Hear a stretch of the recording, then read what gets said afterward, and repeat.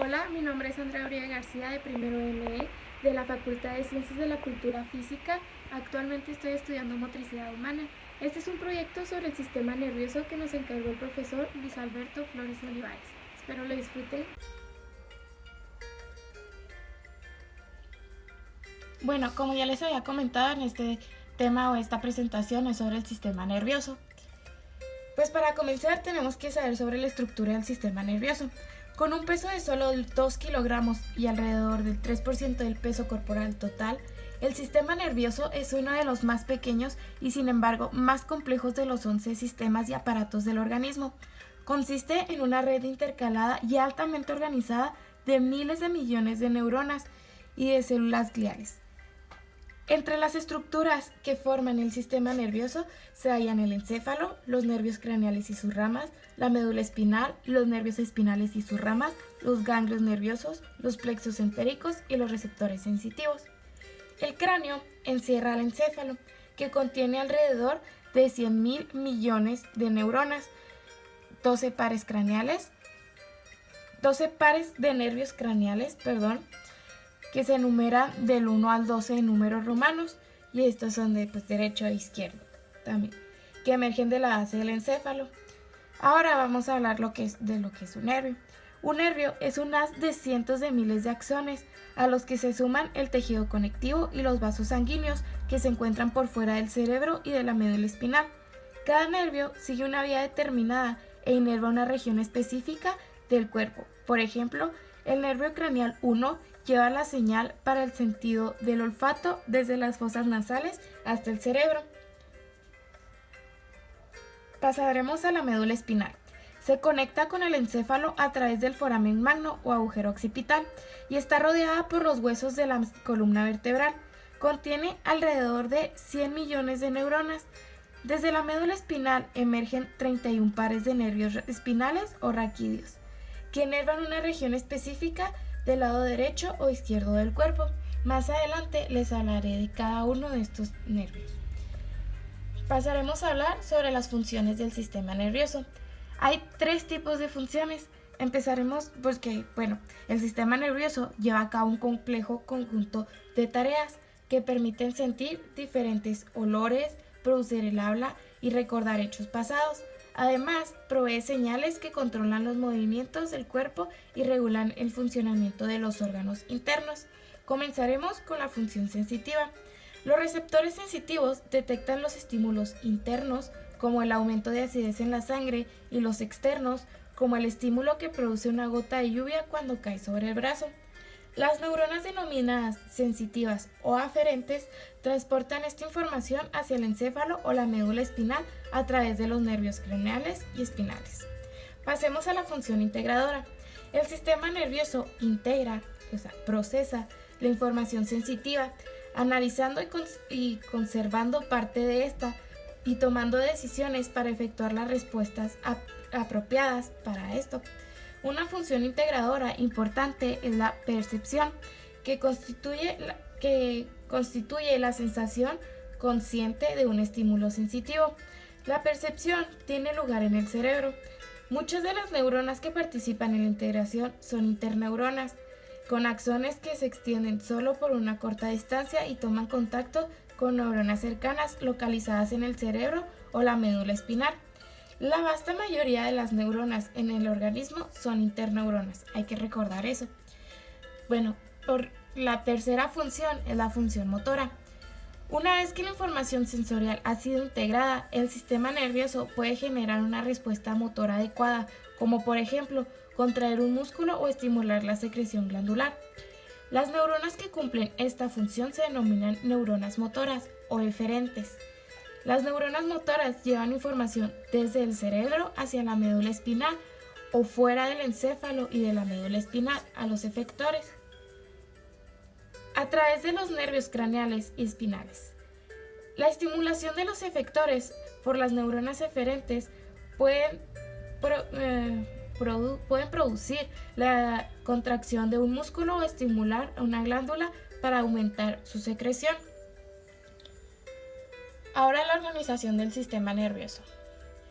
Se subdivide en 2 partes principales: el sistema nervioso central, que está formado por el encéfalo y la médula espinal, y el sistema nervioso periférico, que abarca a todos los tejidos nerviosos situados por fuera del sistema nervioso central. El sistema nervioso central procesa muchas clases distintas de información sensitiva aferente. Es también la fuente de los pensamientos, emociones y recuerdos.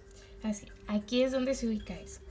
La mayoría de los impulsos nerviosos que estimulan a los músculos para que se contraigan y a las glándulas para que aumenten su secreción se originan en el sistema nervioso central. Entre los componentes del sistema nervioso periférico, pasando al segundo, se hallan los nervios craneales y sus ramas, los nervios espinales y sus ramas, ganglios y receptores sensitivos. El sistema nervioso periférico se divide en tres sistemas nerviosos, que es el sistema nervioso somático, el sistema nervioso autónomo y el sistema nervioso entérico. Comencemos con el sistema nervioso somático. Consiste en neuronas sensitivas que transmiten la información desde los receptores somáticos de la cabeza, pared corporal y miembros, y desde los receptores para sentidos especiales de la visión, audición, gusto y olfato hacia el sistema nervioso central, y neuronas motoras que conducen impulsos desde el sistema nervioso central hacia los músculos esqueléticos solamente.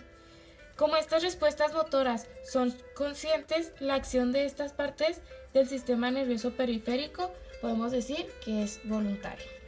Pasemos al sistema nervioso autónomo. El sistema nervioso autónomo consiste en neuronas sensitivas que transportan información proveniente de los receptores sensitivos autónomos localizados principalmente en órganos viscerales como el estómago y los pulmones, hacia el sistema nervioso central. Y neuronas eferentes que conducen impulsos nerviosos desde el sistema nervioso central hacia el músculo liso, cardíaco y glándulas. Dado que estas respuestas motoras no están normalmente bajo el control consciente del sistema nervioso autónomo, es involuntario. La parte motora del sistema nervioso autónomo comprende la división simpática y la división parasimpática. Con pocas excepciones, los efectores están inervados por ambas divisiones y habitualmente estas ejercen acciones opuestas.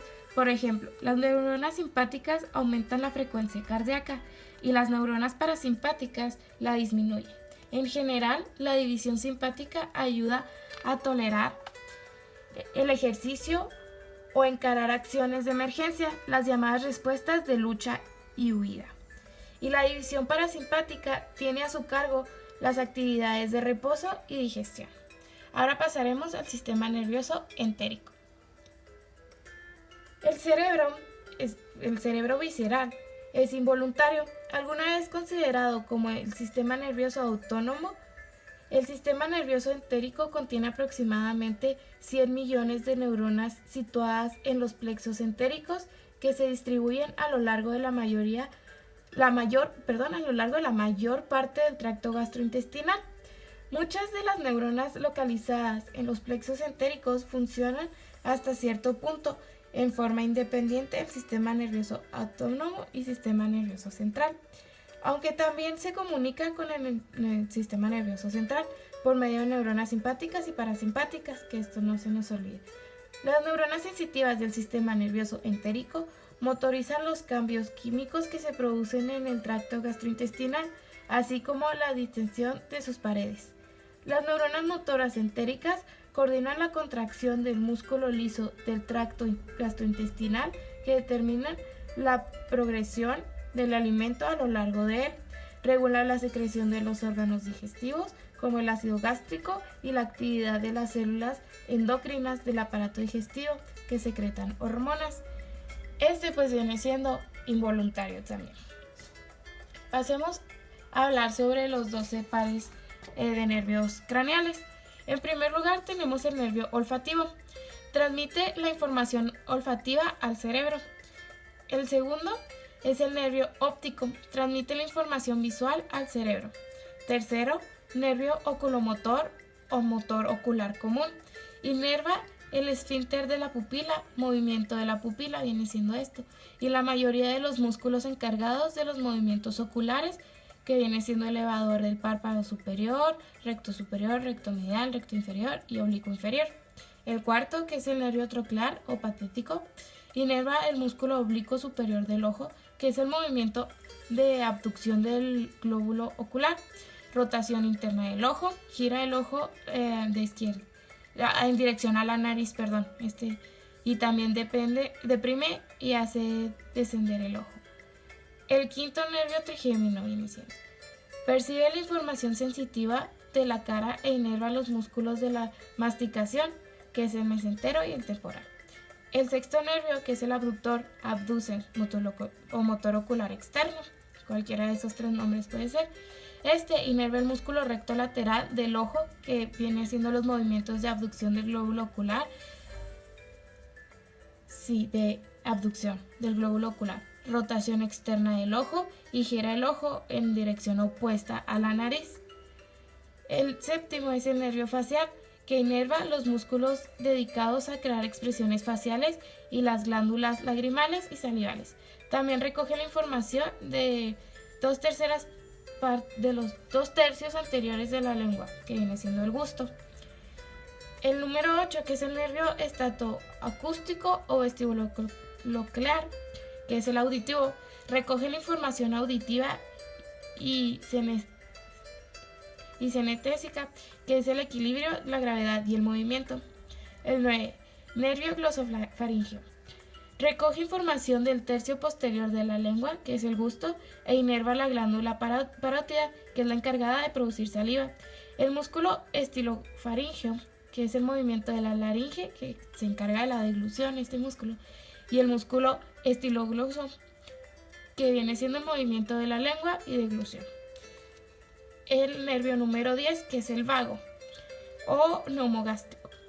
Inerva todos los movimientos faringeos, que viene siendo deglución, respiración, fonación y audición, y la mayoría de los laringeos, que a excepción de los que inervan el número 8. El 11. Nervio accesorio. Inerva los movimientos de la cabeza y los hombros, que viene siendo el trapecio y esternocleidomastoideo. Y por último, el nervio hipogloso.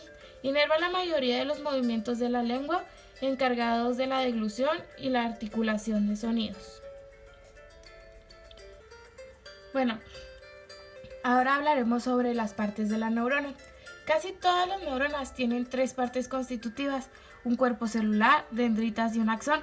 El cuerpo celular contiene al núcleo rodeado por el citoplasma, en el cual se hallan los típicos orgánulos celulares, como viene siendo el lisosoma, las mitocondrias y el complejo de Golgi. Los cuerpos celulares de las neuronas también contienen ribosomas libres y condensaciones del retículo endoplasmático rugoso, denominadas cuerpos de Nissl. Los ribosomas son los sitios donde se tiene lugar la síntesis de las proteínas, como ya lo sabíamos. Las proteínas recién sintetizadas que se forman en los cuerpos de Nissl sirven para reemplazar diferentes componentes celulares utilizados en el crecimiento de las neuronas y la regeneración de los axones dañados en el sistema nervioso periférico.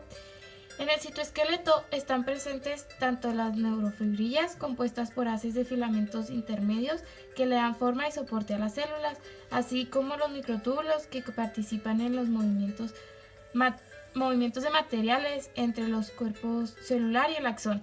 Muchas neuronas también contienen lipofuscina, un pigmento que aparece como acumulaciones de gránulos amarillentos en el citoplasma. Bueno, de la lipofuscina no vamos a hablar mucho. Pasémonos a las dendritas. Conforman la porción receptora o de entrada de una neurona. Generalmente son cortas, abusadas y con grado de ramificación importante. En muchas neuronas, las dendritas adoptan una disposición absorbente de ramificaciones que se extienden desde el cuerpo celular. Su citoplasma contiene cuerpos de Nissl, mitocondrias y otros orgánulos. El axón, único de una neurona, propaga los impulsos nerviosos hacia otra neurona, una fibra muscular o una célula glandular. El axón es una proyección cilíndrica, alargada y delgada, que generalmente se une con el cuerpo celular de una elevación conocida cónica denominada cono axónico. El sector del axón más cercano al cono axónico es el segmento inicial. En casi todas las neuronas, los impulsos nerviosos se originan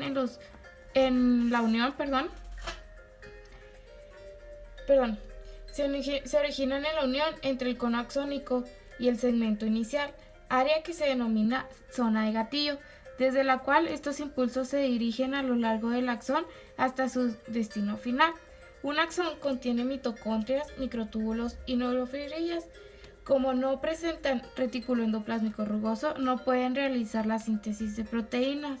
El citoplasma de un axón, denominado axoplasma, está rodeado por una membrana plasmática conocida como axolema. Pero pues no, ahorita no. De lo que sí vamos a hablar es de la sinapsis, el lugar de la comunicación entre dos neuronas y entre una neurona y una célula efectora es la sinapsis, así se llama esto. Los extremos de algunos terminales axónicos se ensanchan para formar estructuras que por su forma se denominan botones sinápticos. Otros muestran una cadena de proporciones ensanchadas que recibe el nombre de varicosidades. Tanto los botones sinápticos como las varicosidades contienen gran número de sacos rodeados de membrana, que son las vesículas sinápticas, que almacenan neurotransmisores. Muchas neuronas presentan 2 o incluso 3 tipos de neurotransmisores, cada uno con diferentes efectos sobre la célula postsináptica. Cuando las moléculas neurotransmisoras son liberadas de las vesículas sinápticas, excitan o inhiben a otras neuronas, a fibras musculares o células glandulares. Ahora pues nos pasamos a los diferentes tipos de neuronas. Están las neuronas multipolares. Estas tienen generalmente varias dendritas y un axón. La mayor parte de las neuronas situadas en el encéfalo y la médula espinal son de este tipo, multipolares. Las segundas neuronas son las bipolares. Tienen una dendrita principal y un axón. Se encuentran en la retina del ojo, en el oído interno y en el área olfatoria del cerebro. Y las neuronas unipolares son células sensitivas que comienzan en el embrión como una neurona bipolar. Durante el desarrollo, el axón y las dendritas se fusionan en una prolongación única que se divide en 2 ramas a poca distancia del cuerpo celular. Ambas ramas tienen la estructura y la función característica de un axón. Son largas prolongaciones cilíndricas que conducen los potenciales de acción. Ahorita les voy a hablar sobre este tipo de potencial de acción. Sin embargo, las ramas del axón que se extienden hacia la periferia tienen dendritas en su extremo distal, mientras que la rama que se extiende hacia el interior del sistema nervioso central terminan en un botón sináptico. Las dendritas monitorizan los estímulos sensitivos como el roce o el estiramiento. La zona de gatillo de los impulsos nerviosos de una célula unipolar se halla en la unión entre las dendritas y el axón. Los impulsos se dirigen luego hacia los terminales sinápticos. Los cuerpos celulares de la mayoría de las neuronas unipolares están localizados en los ganglios de los nervios craneales y espinales. Y pues algunas neuronas reciben su nombre en honor al histólogo que las describió. Así es el caso de las células de Purkinje, que están ubicadas en el cerebro, y las células piramidales, que están en la corteza cerebral.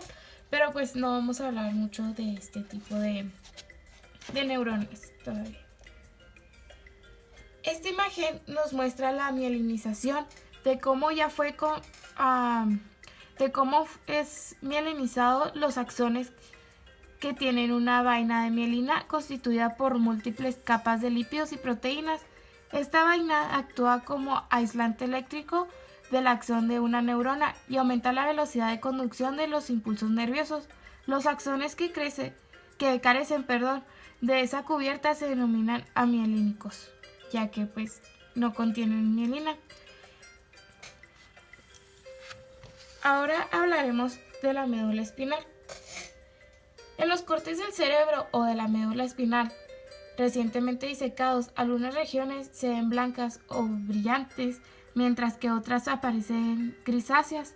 La sustancia blanca está compuesta principalmente por axones mielénicos y le debe su nombre al color blanquicio de la mielina.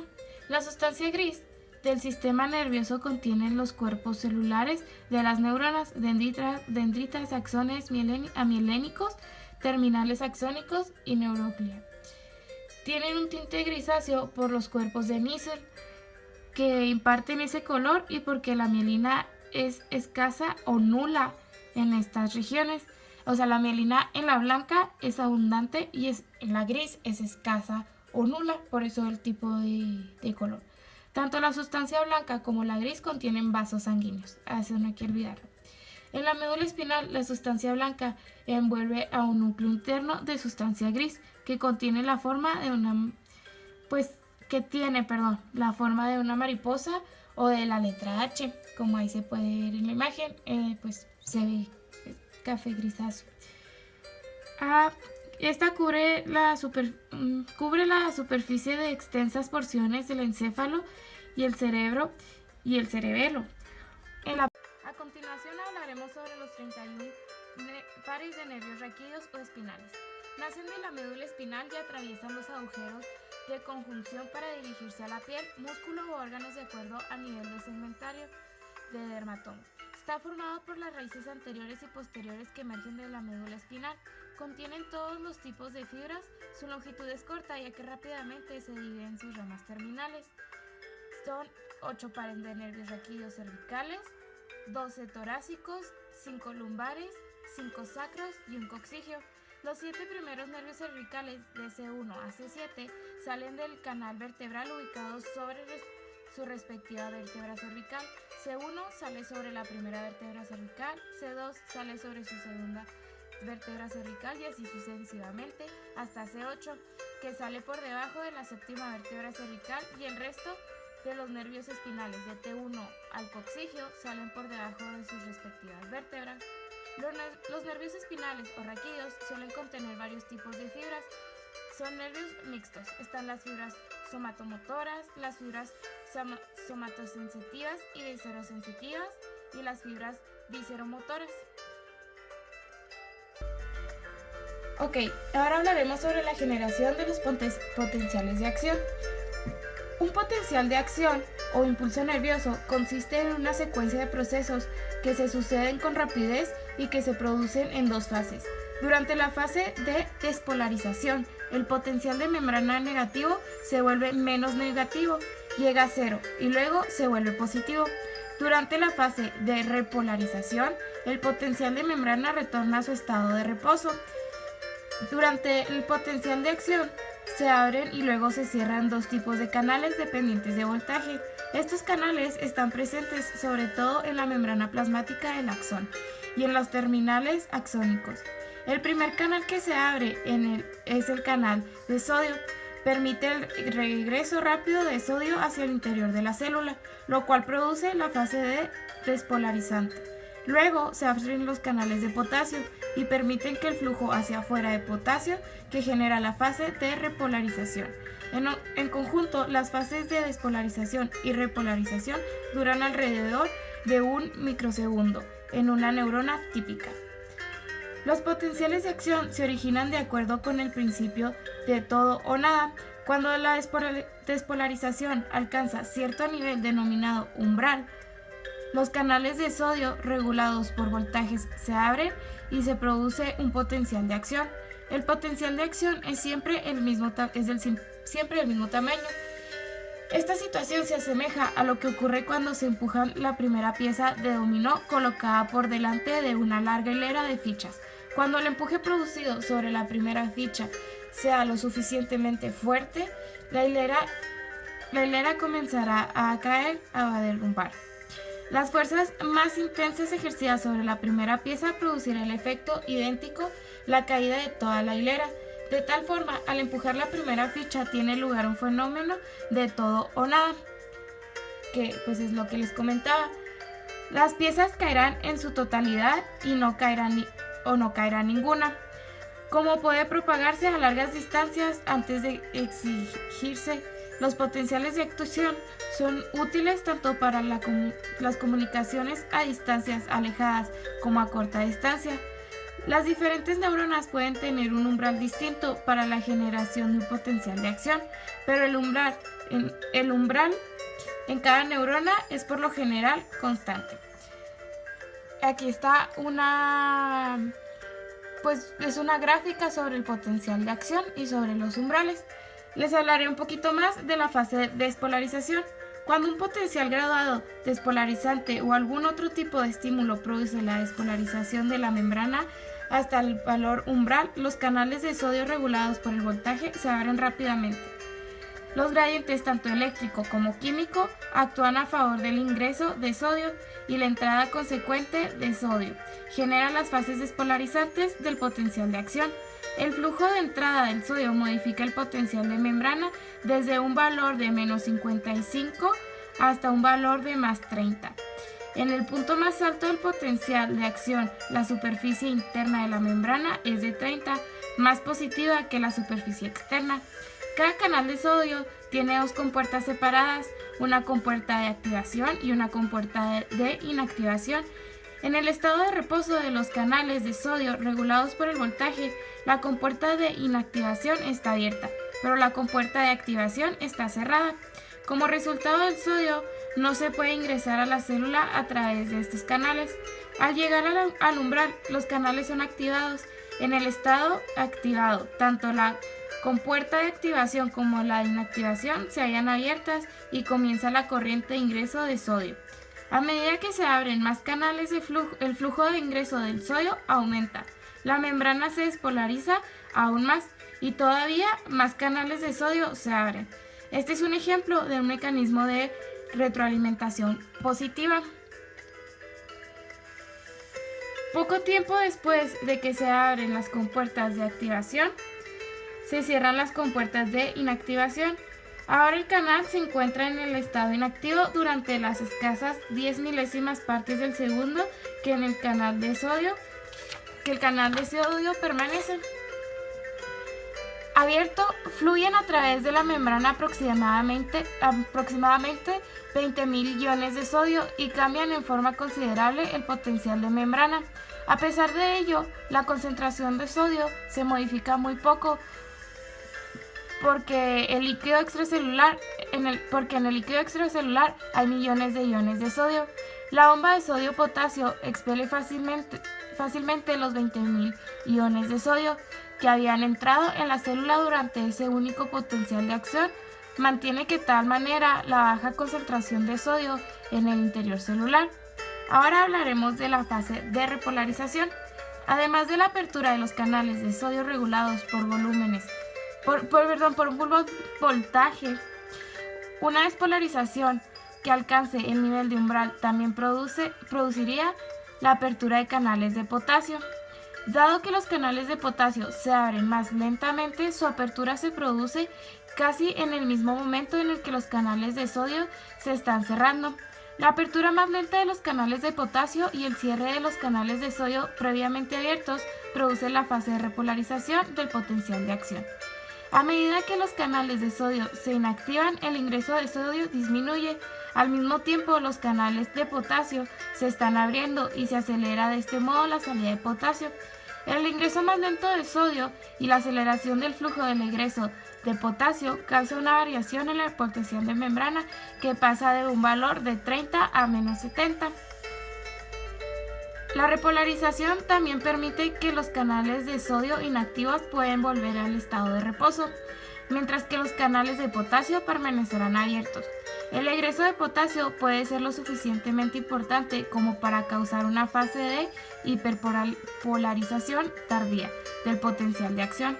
Durante esta fase, la membrana se vuelve más permeable al potasio que durante el estado de reposo y el potencial de membrana se hace aún más negativo. A medida que los canales de potasio se cierran, la actividad de la bomba de sodio-potasio hace que el potencial de membrana retorne a los valores de menos 70. A diferencia de los canales de sodio, la mayoría de los canales de potasio no presentan un estado inactivo. En lugar de ello, alternan entre los estados cerrado en reposo y abierto activo. Ahora hablaremos del periodo refractario. El tiempo durante el cual una célula excitable no puede generar otro potencial de acción se denomina periodo refractario. En este periodo, ni siquiera un estímulo muy intenso podrá iniciar un segundo potencial de acción. Este lapso coincide con el periodo de activación e inactivación de los canales de sodio. Los canales de sodio inactivos no se pueden volver a abrir. Primero deben regresar a su estado de reposo. A diferencia de los potenciales de acción, los potenciales graduados no tienen un periodo refractario. Los axones de gran diámetro presentan una mayor área de acción y un periodo refractario corto alrededor de 0,4 microsegundos. En estos axones son posibles hasta 1000 impulsos por segundo porque un nuevo impulso nervioso se puede originar con mucha rapidez. Los axones con un diámetro pequeño tienen periodos refractorios absolutos de casi 4 microsegundos, lo que se hace posible que transmitan un máximo de 250 impulsos por segundo. En las condiciones normales, la frecuencia máxima de impulsos nerviosos en los distintos axones varían entre 10 y 1000 por segundo. El periodo refractario relativo, el que les acabo de comentar, es el periodo refractario absoluto. Ahora, el relativo es el intervalo de tiempo durante el cual un segundo potencial de acción puede ser iniciado, pero solo por un estímulo más potente que lo normal. Coinciden con el periodo en el cual los canales de potasio están todavía abiertos después de que los canales de sodio inactivos ya han vuelto a su estado de reposo. Espero que esta información les haya servido mucho y que los ayuden a estudiar. Esta es una bibliografía de donde saqué algunas imágenes y toda la información que les estuve mandando pues la estoy tomando de Principios de Anatomía y Fisiología del libro Tórtora. Que tengan una muy bonita semana y gracias por ver el video.